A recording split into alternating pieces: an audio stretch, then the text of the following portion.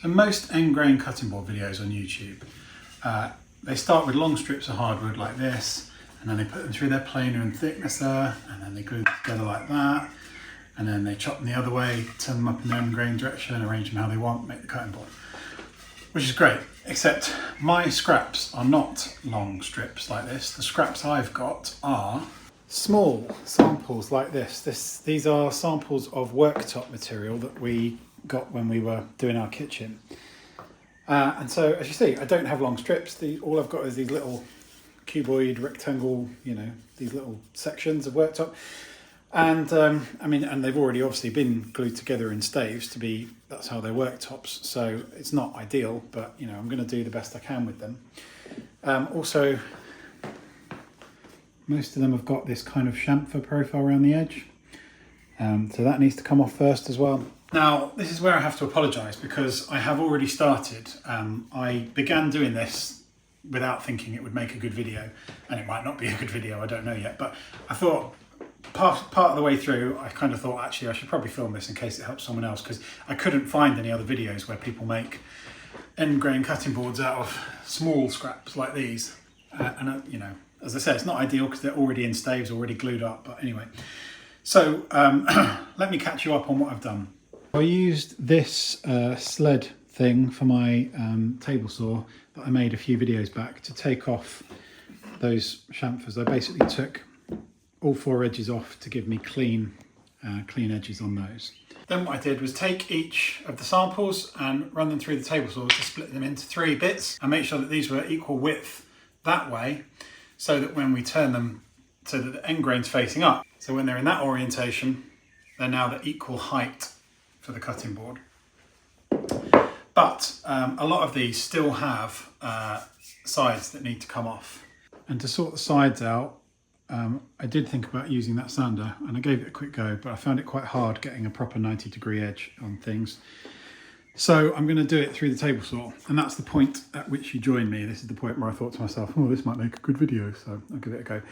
Quite a lot of these have had finish tested on them. This is walnut, and you can see it's shiny there. See, it's got finish on, so I can't glue it up like that. I've got to run it through the table saw that way now, with the end grain facing up, just to take the sides off. So when I take these pieces and I run them through that way with the end grain facing up on the table saw, that's going to go through like that. I'm going to take that side off and then that side off, just in case my blade isn't completely 90. And I've checked it with a square and it's about, I had a bit of fettling, it's about as good as I can get it.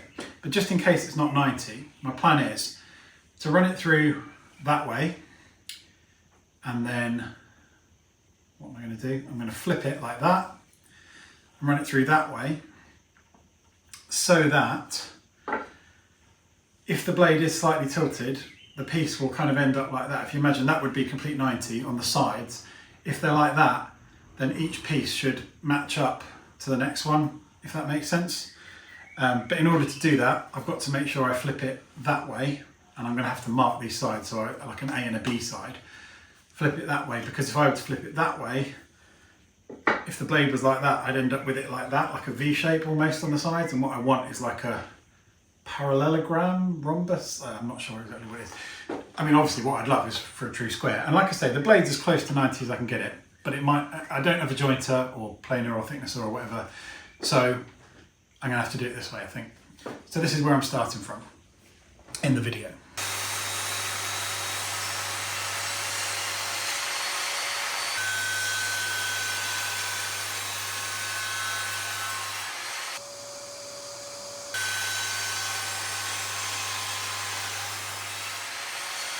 Okay, so I've got them all, well, jointed for want of a better word on the table saw. That was a hellish experience. It was really painstaking and annoying. To be honest with you, I'm not sure that the quality of the, you can see there's a gap there, even if I push it. I'm going to have to fill some of these gaps. Obviously, being chopping boards, gaps aren't great. It had to be done because some of those things had finish on and I had to take off those faces in order to be able to glue them. But I'm honestly not sure that the quality of the joints is any better. So if you don't have that problem, if your scraps don't have any finish on or stickers or whatever like mine did, and you don't have to take them off, I wouldn't bother, to be perfectly honest with you. Right, now for a glue up.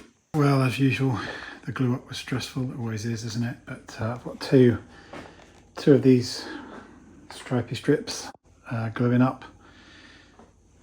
But it's late, so I need to leave these till tomorrow now. Oh yeah, I've got the old water pump pliers because these clamps, this style, with the turny handle, are so close to the thing, I couldn't get my fingers under, so I ended up putting these on there and using these to turn the handles.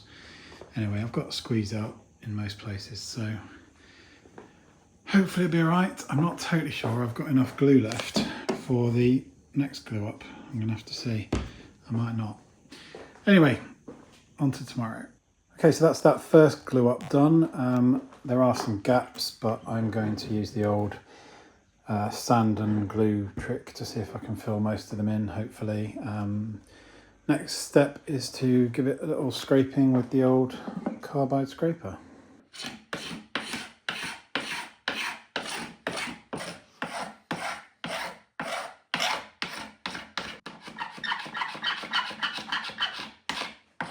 Okay, that's a bit of scraping done. Next thing is to use the track saw to put one good true edge along each of these so that I can then run them through the table saw.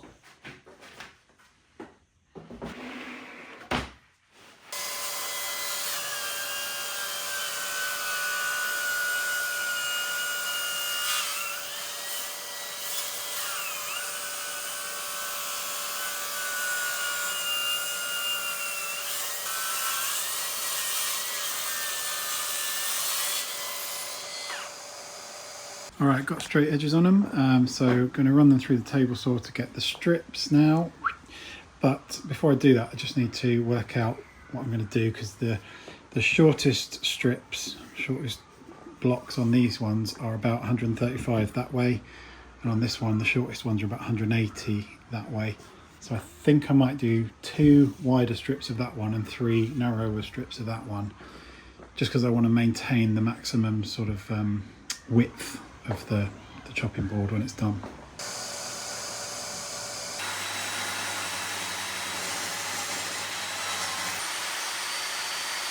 Alright, these are the strips all cut on the table saw, ready for gluing up.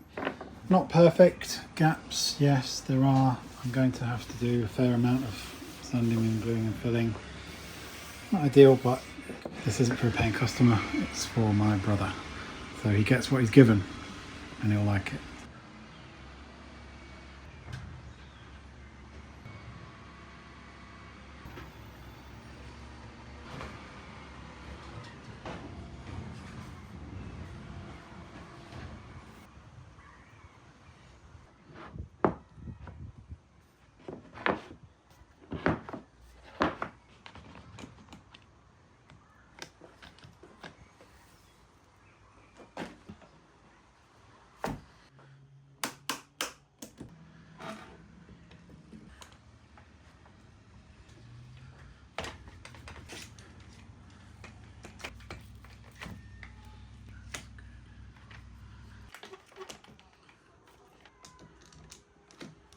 Glued up again. Glue up number 2. Just wait for this to dry, and then after that I'll obviously need to cut the ends square, which I think it's just about fine to do on the miter saw. And I need to start doing some shaping. I've got to do a radius for the corners, do some roundovers, obviously sand the whole thing, finish the whole thing, fill in all the gaps because there are gaps in there. Yeah, fun times. Just word of warning, if you're thinking of doing this, while that's gluing up, I've just been cleaning out down in here, taking the blade out to give the blade a clean. And this is all less than half of what I've fished out of here in terms of kind of the edges of things that have just slipped down because I didn't have zero clearance. I did stick some blue tape on when I realised this was happening, so I assume that everything I've fished out has been from before. Like I say, more than double these. Oh good, I've just knocked one back in again. I'll fish that out. Anyway, yeah, if you're thinking of doing the same thing, just, you know, I'd definitely stick some masking tape along your thing right from the start, and be aware that when you raise the blade through the masking tape, the riving knife doesn't, so you'll have to cut with a knife, a little slot for the riving knife, otherwise what it does is it lifts the tape up. I didn't film any of that, that's why I'm just talking to you about it. Anyway, hopefully that helps. All right, nearly time for the clamps to come off. And obviously if I was a proper woodworker, I'd then put it through my big drum sander or planer thicknesser, jointer's the planer. I forget which way around the American one is. Anyway, I don't have any of those things, so I'm going to be using a tool that I use quite rarely these days. My belt sander. And you're probably thinking, oh, why don't I just break out a hand plane? This is for flattening the slab because it ain't going to be flat. I know that already. There's no way that that's going to be properly flat. I can feel it, I felt it when I was doing the glue up. My hand planing skills are terrible, so I'm not going to even attempt to hand plane an end grain chopping board when I'm as bad as I am at hand planing. I'm just going to go straight to the belt sander and do the best I can. So yeah, that's what's next.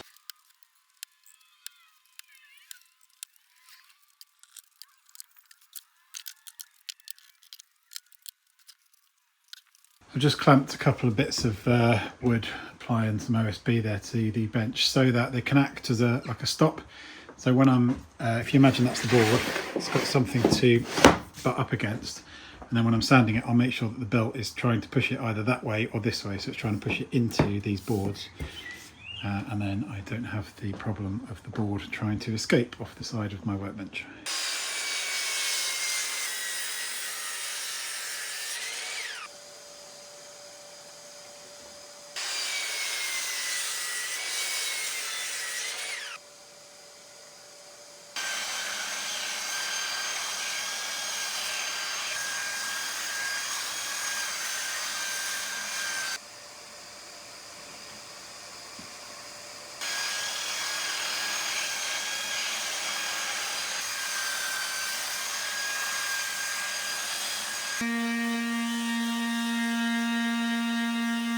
Sanded. Next thing is to put radius on the corners, so you can see I've marked it there on all four corners. I'm just going to chop it off on the miter saw just to get rid of the bulk of it, and then I'm going to use the router. Thankfully my carbide compression bit is big enough to do it all in one go. If it hadn't been big enough, what I would have had to have done is come at it from underneath with a bit that's got the bearing on the top rather than the bottom, because it's the other way around on a router table, and then sort of do some of it and then use the chopping board itself as its own kind of template for the rest of it. But because these things have these little wings, you can't really mount that underneath because that won't be level on the table. So I would have had to have used that on a little scrap of plywood to make some templates for the corners that I could stick on with double-sided tape. It would have been a right faff. So I'm very happy that this bit, which was £16 off AliExpress, is big enough to do it all in one pass, because that saves me a lot of faff.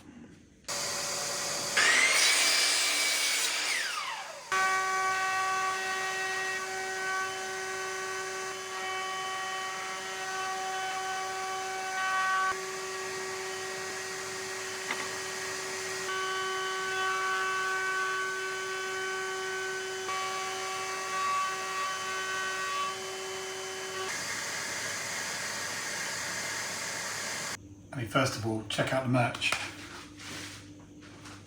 Who's as cool as me? Okay, so it's another late one, as you can see. I'm working late nights this week trying to get this done for the weekend. So I've done all the shaping and I've done the finish sanding. I didn't film the random orbit sanding, I forgot to do that. But I've also filled in the gaps. Let me just grab the phone. Yeah, so I've filled in the gaps using the trick where you pop a little bit of glue, like say you've got a crack here, you pop a little bit of glue in and then you sand it with no dust collection, and the sand and the glue kind of mix together in the crack. And even for the bigger ones, like that's you can see my finger there, and this one here, it's worked really well on the first pass. Now I have a feeling that in the morning it might have shrunk and cracked, and possibly I'll have to do it again on a second pass, but I'm kind of planning for that. I'm deliberately not going to start putting finish on it tonight, even though it's kind of ready for it. So I'll see in the morning if those have opened up again. But yeah, really, really happy. There was some, that was quite a big one on the edge. I mean, not huge or anything. It's not like the Grand Canyon, but, bigger than I thought would be filled in with that sanding and glue trick. And they have filled in. So yeah, pretty happy with that. All right, let's see what it's looking like in the morning. Right, it's the morning. So I'm pleased I waited. So there are a couple of little bits you can see here. I mean, that's one of the biggest holes, to be fair, where as the glue and sawdust has dried, it has just sort of opened up or shrunk, whichever way. You can see there's a tiny, where is it? Just here, you see along there, tiny little bit. So it does need a little bit of extra, so I will do that now.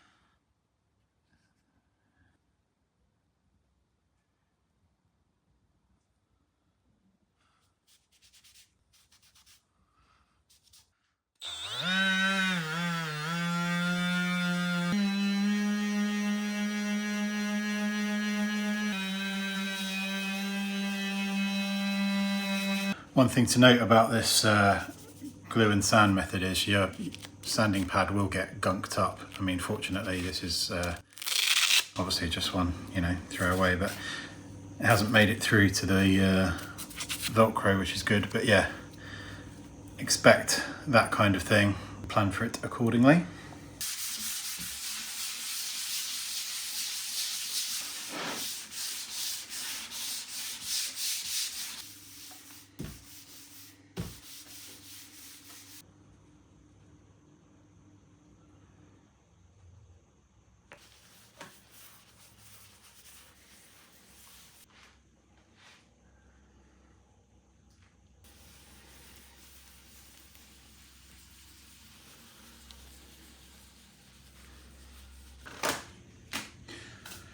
Right, first coat of oil's on. Obviously being an end grain, the top surface is going to be very thirsty and the other surface as well. So yeah, I'm not going to film me applying further layers of oil. You get the general idea. There are some bits that are showing up a bit more now I've oiled it, like where I could have gone on longer with the belt sander just to try and get things even more perfectly flat and level. And it's a bit more obvious with the oil on, especially if there's a bit of glue along that seam or something, you can kind of see it a bit more, but I ain't gonna fuss about that too much. For an end grain chopping board made out of tiny little worktop samples without a planer or thicknesser, I feel like that's come up, excuse me, come up pretty much as well as I was hoping. So yeah, I hope this video helps. Like I say, I couldn't find any other videos on YouTube of people making an end grain board out of tiny little scraps without a planer or thicknesser. So that unique combination of factors that's led to what you see here, maybe it's helpful, maybe it's not. But anyway, thanks for watching.